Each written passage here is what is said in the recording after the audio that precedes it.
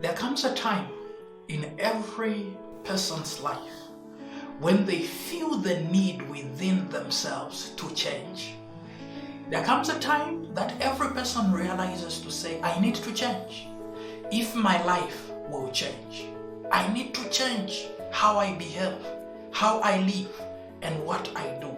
I need to change. But you agree with me that one of the hardest things in life is to change. There are several times when we have felt the need to change and have tried to change but have failed to change.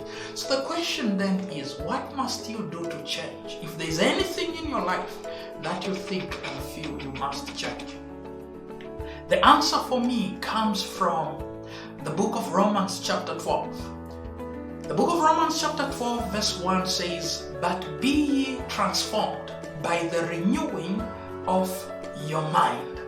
Be ye transformed by the renewing of your mind. I want you to understand that the word that appears in that verse as renewing or transformed is the word metamorphose, which is a Greek word, metamorphose.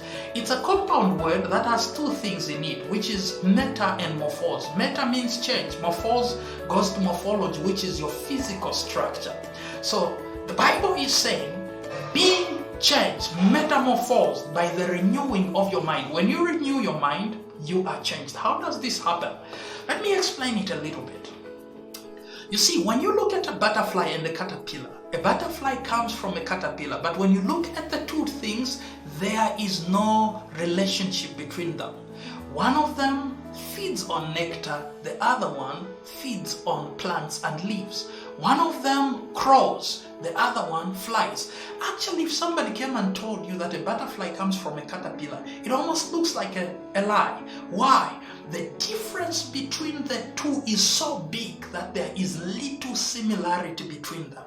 Now, the process a caterpillar undergoes to change from a caterpillar to a butterfly is what is called metamorphosis from science.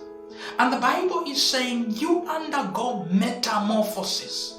If you want to be a complete changed person, where when you look back in your life, you wonder and say, how is it that I used to be that? And people look at you and they wonder and say, look at what he has become.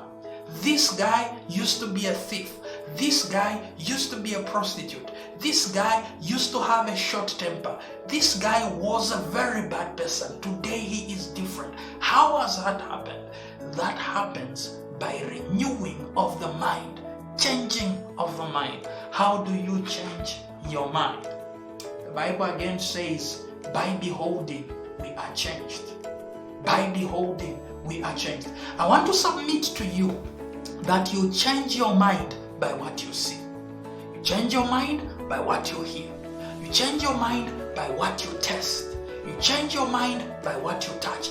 The senses that God has given us, sight, hearing, taste, and touch, these are the things that record and encode information in you. And this information that comes through the eyes, through the ears, through skin by touch, through the tongue by tasting, is the information that begins to program us into the person we become. Therefore, any person who hopes to change their mind and ultimately change themselves, metamorphosis, complete change, they would have to change what they watch. What you watch is what you end up becoming like. What you listen to is what you end up becoming like. What you taste is what you become like. What you touch is what you become like. So the question I'll leave with you today is, what is it that you're watching? There is no way you become gentle by watching violence. Those that watch violence become violent. Those that watch vulgar become vulgar. Those that watch animosity become animosity in their behavior. Those that watch love become loving. Those that watch gentle things, that enable, things that make one noble, things that increase our sensibilities to making us better people, become better people. Why? Because by beholding, we are changed. By association, we are changed. So I'll say, be transformed by renewing your mind. And this happens by what you see, what you hear, what you touch, and what you taste. May God bless you as you go out to transform your life into what you want it to be by changing your mind. God bless.